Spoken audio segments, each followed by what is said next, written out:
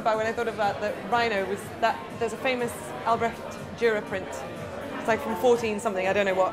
And that sprung to mind, and then I had a load of other little ideas, but that's one that stuck. So I painted him sort of as like a homage, I suppose, to this Dürer etching. And it's sort of before they knew what rhinos looked like, really, so it's this mad armour-plated looking creature.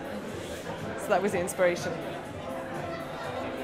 I think anything that brings people here is a good thing, and it's nice to see public art because Chester could do with, you know, as far as I'm concerned, as much art as possible. And I think it's just a conversation point, and it's a nice way to walk around the town, and I think it's a good thing.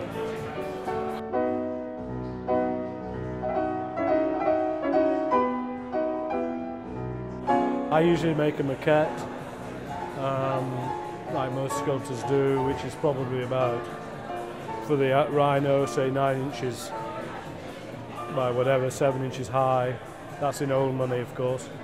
And then we choose various people, sculpt them up to us, for us, to the larger size. I usually oversee that. Then we have molds made from that, which are then cast, and fiberglass reproductions are made from them. Hence the rhino you see on the street outside. So that's basically the process, yeah. Well, I think it's I mean, you know, apart from the message that we're trying to portray, I think it appeals to, it's a fun event, it's not high art, it's art that appeals to children, and through children I think they bring in their families. That was particularly so, I think, in the Superland Banana event, where it attracted a lot of attention. You know, very family orientated.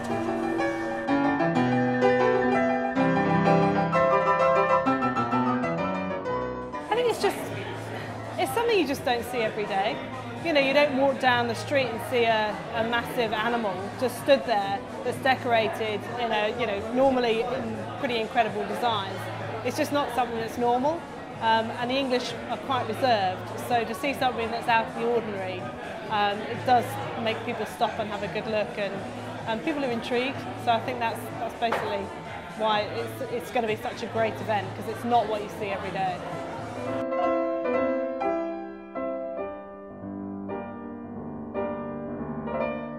Yeah, I mean, yeah, very interesting question. I was thinking about that before. I don't know whether it goes back to, you know, humans are naturally interested in art and animals. It goes back to some cave paintings, you know, thousands of years, 20,000 years ago.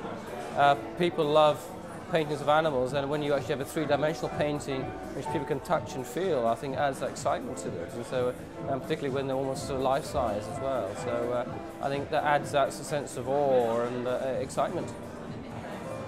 You know, whilst projects like this have been done before, it's still it's proven, it's still very imaginative, and this one's been quite unique, and it's linking an animal species which is connected locally with an internationally recognised institution, Chester Zoo, with a public art exhibition. So it's quite unique in that sense, and the money is raised from, part of the money is raised from the charity, the auction at the end, will actually go to the conservation of the species, which is part of the exhibition itself. So it's quite unique from that point of view. And the rhinos themselves are very enigmatic animals. I mean, there's sort of a otherworldly sort of view about them. They look different, they behave very different, they're very secretive, particularly the black rhino, a secretive animal.